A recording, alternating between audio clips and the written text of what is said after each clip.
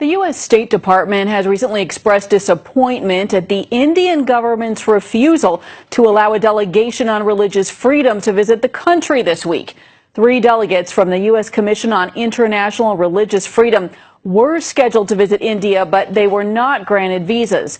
One of those delegates is Father Thomas Reese, and he joins us now from our Washington, D.C. bureau. Father, thanks for joining us today. Good to be with you, Heather. What was the purpose of your delegation's scheduled trip to India? Well, the reason we like to visit countries is so that we can get the actual facts and circumstances of the situation of religious freedom in a country by visiting it, by talking to religious leaders, talking to people on the ground, and also talking to government leaders to get their side of the story. Our responsibility is to advise the President and the State Department on the situation around the world in terms of religious freedom.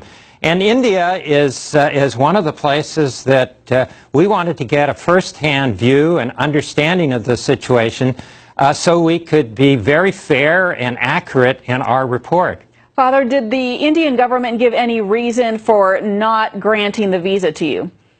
No, not really. This is actually the 3rd time that they have turned us down, not given us visas, which is kind of sad. I mean, India is a dynamic democracy. It claims to be a non-sectarian state. It has pledged itself to international agreements on religious freedom.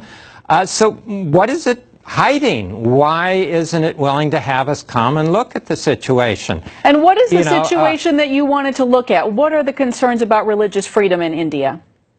Well, one of the biggest concerns is there's a lot of interreligious conflict and violence going on. There have been situations where thousands of people have been killed in conflicts between Muslims and Hindus. We've seen situations where churches have been burned, been attacked by mobs. And sometimes the police are there and they're just standing by doing nothing or, participating. This is not the way governments should act, not governments that are committed by their constitution and international agreements to protecting religious freedom. And what have you seen with Christian churches as targets in particular? Is the violence there increasing? What's going on with that? Well, what's most disconcerting is that recently there's been a lot of Hindu nationalist groups that have been pushing an all Hindu India agenda, basically telling Christians go to Europe. India is only for Hindus. Telling Muslims go to Pakistan.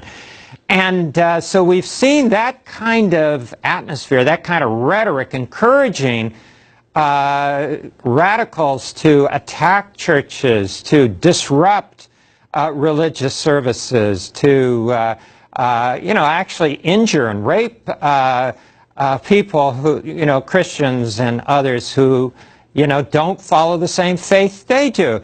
This is just terribly unacceptable. And some of these groups, frankly, are groups that support the party of Modi, and he needs to speak out against it. He needs to condemn it. And not just in English to the international press, he needs to do it to his own followers in the local languages that they understand. What is your hope at this point going forward? You have not received visas. You've applied multiple times. What's the plan now? Well, our plan is to do our report to the best ability that we can. We have other sources of information, obviously newspaper reports, NGOs and other groups, religious leaders who come and visit us in Washington and report on what's going on there. We would have liked to have had firsthand personal contact with the Indian people in their country and with their government and their religious leaders. But, we're going to do the best we can with our report, lacking that personal contact.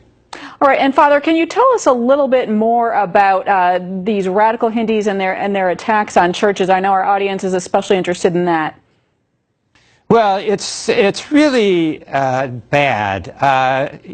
One of the things, for example, is that, for example, if a Hindu decides he wants to become a Christian, okay, you know, I mean, under international agreements and any concept of religious freedom, a person should be able to follow their conscience, to either change their faith or keep their faith, whatever they want.